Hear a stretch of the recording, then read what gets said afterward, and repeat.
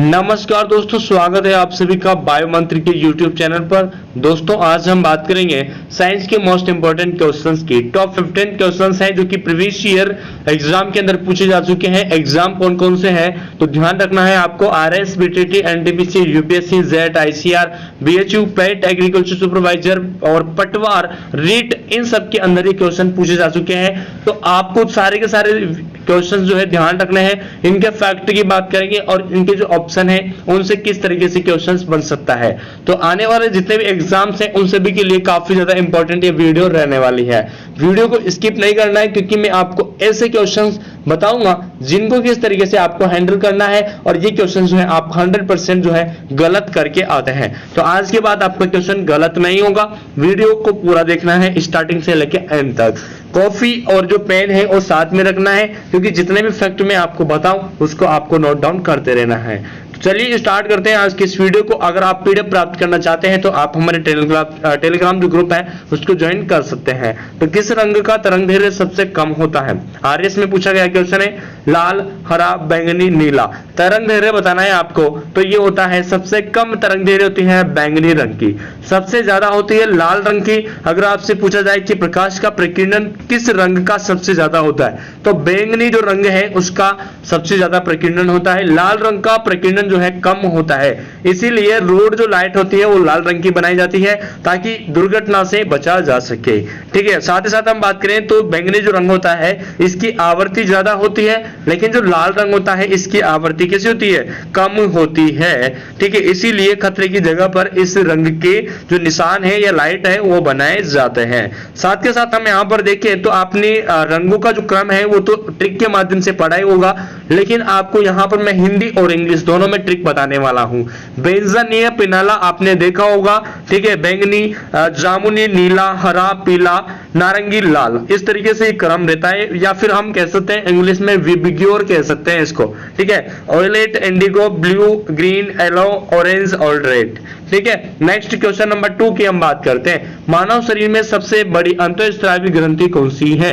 रीट के अंदर पूछा गया क्वेश्चन है। ऑप्शन आपके पास में 4 मिलेंगे। पीयूष ग्रंथि, एकरथ, अग्नाशय ग्रंथि, आउटू ग्रंथि।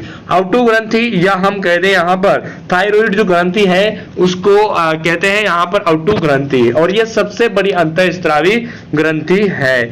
ठीक है, बात करें यहाँ पर सबसे छोटी अंतःस्रावी कौन सी है, ग्रंथि कौन सी है तो पीयूष ग्रंथि है। साथ के साथ हम बात करें यहाँ पर बहिस्रावी ग्रंथि सबसे बड़ी कौन सी है तो यह है एकरथ। ठीक है, बात करें अग्नाशय ग्रंथि किस तरीके की ग्रंथि है तो ये एक प्रकार की मिश्रित ग्रंथि है। अंतःस्रावी और बहिस्रावी दोनों का काम ये करती है। माइकोलॉजी में किसका अध्ययन किया जाता है? रीट में पूछा गया क्वेश्चन है। कवक, रेशम, केचुआ, मधुमक्खी। इसके अंदर देखो माइकोलॉजी आ रहा है वर्ड, तो माइकोलॉजी में हम कवक का अध्ययन करते हैं। ठीक है, रेशम के अध्ययन को क्या कहते हैं तो शहरी कल्चर कहते हैं। केचुए के अध्ययन को हम वर्मी कल्चर कहते हैं और मधुमक्खी के अध्ययन को हम क्या कहते हैं? एपी कल्चर कहते हैं। साथ के साथ आपको ध्यान रखना है अंगूर के अध्ययन को हम क्या कहते हैं? VT culture. और यहाँ पर कवक वर्ड आ रहा है तो एक वर्ड और आपसे पूछ लिया जाता है कि जो लाइकेन है वो क्या होता है। ठीक है, लाइकेन के बारे में अगर हम देखें तो ये क्या होता है? कवक और शैवाल के सहज जीवन को हम क्या कहते हैं? लाइकेन कहते हैं। या आपसे पूछ लिया जाए कि सहज जीवन का सबसे अच्छा उदाहरण कौन सा है तो लाइकेन है। ठीक है, या हम कहते हैं इसको लाइकेन को कि कवक और शैवाल का पहला पहला प्यार है। नेक्स्ट क्वेश्चन नंबर 4, पृथ्वी पर पाए जाने वाला सबसे भारी धातु कौन सा है? SSC के अंदर पूछा गया है। ऑस्मियम, लिथियम, यूरेनियम या पोलोनियम या हाइड्रोजन। ठीक है, इसका राइट आंसर तो जाता है ऑस्मियम। ठीक है, इसका राइट आंसर क्या होता है? ऑस्मियम हो जाता है। देखो ये क्वेश्चन जो है कंफ्यूजन वाला क्वेश्चन है। ठीक है, आपको ध्यान रखना है, अच्छे से समझना है। ठीक है, अगर आपसे पूछा जाए कि पृथ्वी पर सर्वाधिक मात्रा में पाए जाने वाला तत्व कौन सा है, सर्वाधिक मात्रा में पाए जाने वाला तत्व कौन सा है तो ये आपको ध्यान रखना है कौन सा है? ब्रिजमेनाइट। अमेरिका के वैज्ञानिकों ने इसको खोजा था। ठीक है, अगर आपसे पूछा जाए लिथियम के संदर्भ में तो ये प्रकृति में सबसे हल्की धातु और कम घनत्व वाला ठोस पदार्थ है। लिथियम के बारे में मैं बात कर रहा हूं। इसको आसानी से चाकू से आसानी से काटा जा सकता है। ठीक, इतनी मुलायम होती है कि आसानी से इसको चाकू से काटा जा सकता है। यूरेनियम और पोलोनियम के संदर्भ में हम बात करें तो सबसे भारी तत्व है यूरेनियम या फिर पोलोनियम। आवर्त सारणी में अगर आपसे पूछा जाए तो आवर्त सारणी में यूरेनियम या पोलोनियम सबसे भारी तत्व है। ठीक है, हाइड्रोजन के संदर्भ में बात करें तो ब्रह्मांड में सर्वाधिक पाए जाने वाला जो तत्व है वो है हाइड्रोजन, या सबसे हल्का पहला तत्व जो है कौन सा है, सबसे हल्का तत्व भी हाइड्रोजन है और आवर्त सारणी का पहला तत्व भी हाइड्रोजन है। नेक्स्ट क्वेश्चन नंबर 5, हवा में पानी का बुलबुला बनता है। पटवार के अंदर क्वेश्चन पूछा गया है किसके कारण बनता है, उत्तल लेंस, अवतल लेंस, सादा लेंस या कोई नहीं। ठीक है, कॉन्वेक्स लेंस या फिर कॉनकेव या फिर नॉर्मल लेंस या फिर कोई नहीं। तो यहां पर आपको ध्यान रखना है जो उत्तल लेंस है, जो कॉन्वेक्स लेंस है, इसके कारण हवा में पानी का बुलबुला बनता है। ठीक है, उत्तल लेंस और अवतल लेंस की अगर आपसे डिफरेंस पूछा जाए, यहां पर डिफरेंस से क्वेश्चन पूछे जा सकते हैं, तो ध्यान रखना है ये जो उत्तल लेंस होता है इसके किनारे तो पतले होते हैं लेकिन मध्यम जो है भाग होता है या मध्य जो भाग होता है उसको मोटा होता है। कैसा होता है, मोटा होता है। लेकिन बात करें यहाँ पर अवतल लेंस की तो अवतल लेंस किनारों से मोटे होते हैं लेकिन बीच में से क्या होते हैं, कैसे होते हैं, पतले होते हैं। उत्तल लेंस को अभिसारी लेंस कहते हैं जबकि अवतल लेंस को अपसारित लेंस कहते हैं। बात करें यहां से एक और क्वेश्चन पूछा जा सकता है आपसे कि उत्तल लेंस से कौन सा प्रतिबिंब बनता है, तो वास्तविक, आभासी और उल्टा प्रतिबिंब बनता है। जबकि अवतल लेंस से यहां पर जो है कैसा प्रतिबिंब बनता है, वास्तविक, आभासी और सीधा प्रतिबिंब बनता है। उत्तल लेंस से जो है दूरदृष्टि दोष के निवारण में काम आता है लेकिन जो अवतल लेंस है वो निकट दृष्टि दोष के निवारण में काम आता है। नेक्स्ट क्वेश्चन नंबर 6, निम्न में से कौन सा कुचालक है। एनटीपीसी में पूछा गया क्वेश्चन है, फेवरेट क्वेश्चन है भाई ये है। ठीक है ना, एक तो आवर्त सारणी से और इस तरीके से ये जो कुचालक और सुचालक है इनमें से एक क्वेश्चन जो है एनटीपीसी या रेलवे की हम बात करें तो फेवरेट क्वेश्चन रहते हैं ये सारे के सारे। चांदी, ग्रेफाइट, हीरा, एल्यूमिनियम।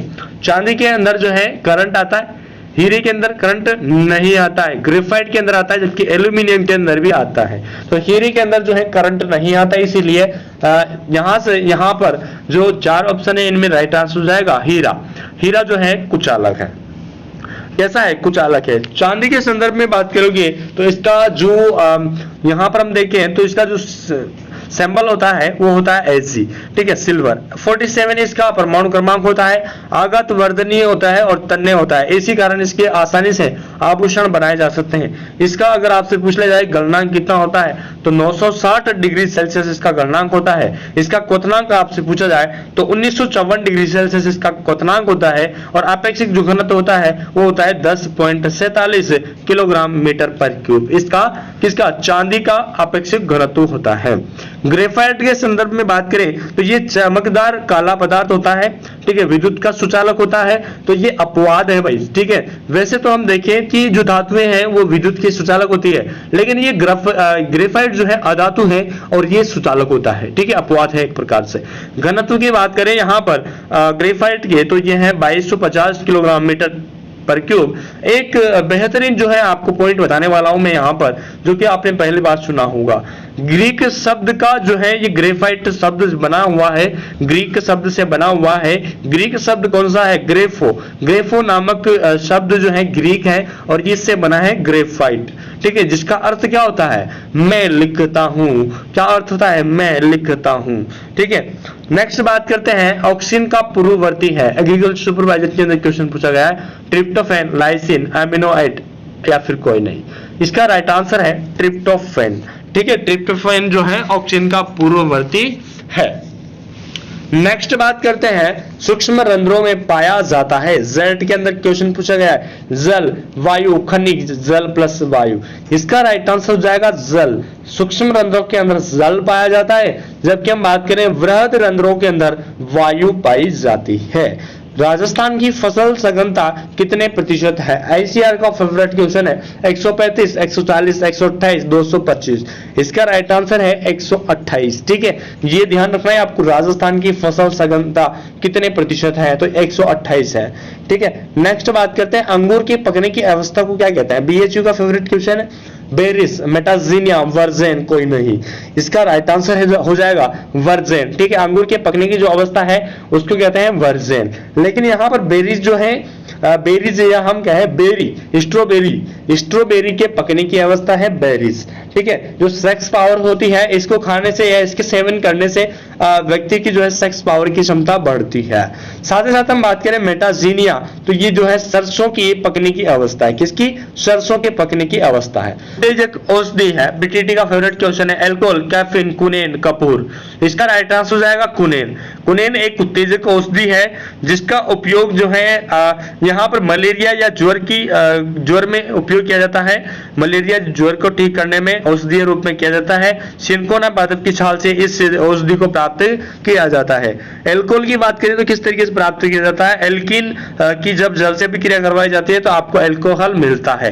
कैफीन की बात करें तो चाय या कॉफी में एक रासायनिक यौगिक होता है जिसे हम कैफीन कहते हैं और इसी की वजह से जो है चाय या कॉफी में तीखापन आता है। इसका फॉर्मूला होता है C8H10N4O2। नेक्स्ट क्वेश्चन है, एग्रोनॉमी किस भाषा का शब्द है? जेड के अंदर क्वेश्चन पूछा गया है, लैटिन, जर्मनी, अंग्रेजी, सभी। इसका राइट आंसर हो जाएगा यहाँ पर कौन सा? देखो, लैटिन, अंग्रेजी, जर्मनी या फिर सभी। तो इसका राइट आंसर है ऑप्शन नंबर ए, लैटिन। ठीक है, अब यहाँ पर ऑप्शन जो है आपको ध्यान रखना है, ऑप्शन पे ध्यान देना है अच्छी तरीके से। ऑप्शन कैसे ध्यान देना है कि अगर ऑप्शन में यहाँ पर लैटिन ना आए और ग्रीक आए तो ग्रीक सही होगा भाई। क्या होगा? ग्रीक सही होगा। ठीक है, वैसे तो ग्रीक है लेकिन ऑप्शन में ग्रीक है ही नहीं है, तो फिर हमको क्या लगाना पड़ रहा है? जबरदस्ती भाई साहब लैटिन शब्द लगाना पड़ रहा है। हृदय के अध्ययन को कहते हैं, पटवार का फेवरेट क्वेश्चन है, cardiology, cytology, neurology, nephrology. Cardiology आपने नाम तो सुना ही होगा। जब हृदय जो डॉक्टर होता है, हृदय से संबंधित जो डॉक्टर होता है उसके केबिन के ऊपर लगा हुआ होता है कार्डियोलॉजी या कार्डियोलॉजिस्ट उसको हम कहते हैं। कार्डियोलॉजी के अंदर हृदय का अध्ययन किया जाता है और इस हृदय को जो है मोटर पंप या सबसे व्यस्त ऑर्गन भी कहते हैं। ये मायोजेनिक अंग है क्योंकि ये पेशियों से बना होता है। बंद मुट्ठी या शंक्वाकार या कोनिकल प्लाक्स के समान होता है। इसका रंग हल्का गुलाबी होता है और इसका जो वजन है वो मेल के अंदर तो 270 से 300 ग्राम होता है, लेकिन फीमेल की बात करें तो 250 से 270 ग्राम होता है। साइज की बात करें तो इसका साइज लंबाई, चौड़ाई और मोटाई के अनुसार आपको ध्यान रखना है। लंबाई तो होती है 12 सेंटीमीटर, चौड़ाई 9 सेंटीमीटर, मोटाई 6 सेंटीमीटर। तो 12, 9, 6 आपको ध्यान रखना है। नेक्स्ट बात करें साइटोलॉजी के बारे में, तो साइटोलॉजी के अंदर जो है कोशिकाओं का अध्ययन किया जाता है। न्यूरोलॉजी में तंत्र का अध्ययन किया जाता है और नेफ्रोलॉजी में किडनी का अध्ययन किया जाता है। लाइकेन संवेदनशील होते हैं, रेलवे का अच्छा क्वेश्चन है। वायु प्रदूषण, जल प्रदूषण, मृदा प्रदूषण, सभी। इसका राइट आंसर है वायु प्रदूषण। देखो, जो लाइकेन होता है, मैंने बताया था आपको कि कवक और शैवाल का पहला प्यार जिसे हम लाइकेन कहते हैं, इसमें जड़ और पत्ती और शाखाएं नहीं होती है। खोज की बात करें तो खोज ध्यान रखना है आपको, इंपॉर्टेंट है। स्वेडनर ने 1867 से 68 में किया था इसका खोज, लाइकेन का।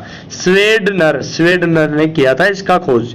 ठीक है, लास्ट क्वेश्चन है, यूरिया एसिटिल क्लोराइड के साथ अभिक्रिया करके क्या बनाता है? Acetyl urea acetone burette. देखिए, यहाँ पर राइट आंसर है एसिटिल यूरिया जो है बनाता है यूरिया एसिटिल क्लोराइड के साथ अभिक्रिया करके। यहां से देखें हम तो जो यूरिया है NH2CO NH2 इसका फॉर्मूला होता है, कार्बामाइड को के नाम से भी इसको जाना जाता है। जब हम इसकी अभिक्रिया करवाते हैं एसिटिल क्लोराइड से CH3COCl से तो NH2 का whole twice CH3CO plus Cl2 आपके पास में बन जाता है। तो एसिटिल यूरिया यहां से बन जाता है। तो दोस्तों, कैसी लगी आपको वीडियो? अगर अच्छी लगी है तो वीडियो को लाइक कर दीजिए, शेयर कर दीजिए और कमेंट करके बता दीजिए कि आपको वीडियो कैसी लगी। तो गाइज, आज के लिए इतना ही। बाकी फिर से मिलते हैं अपन नए वीडियो के साथ में। तब तक के लिए जय हिंद, जय भारत।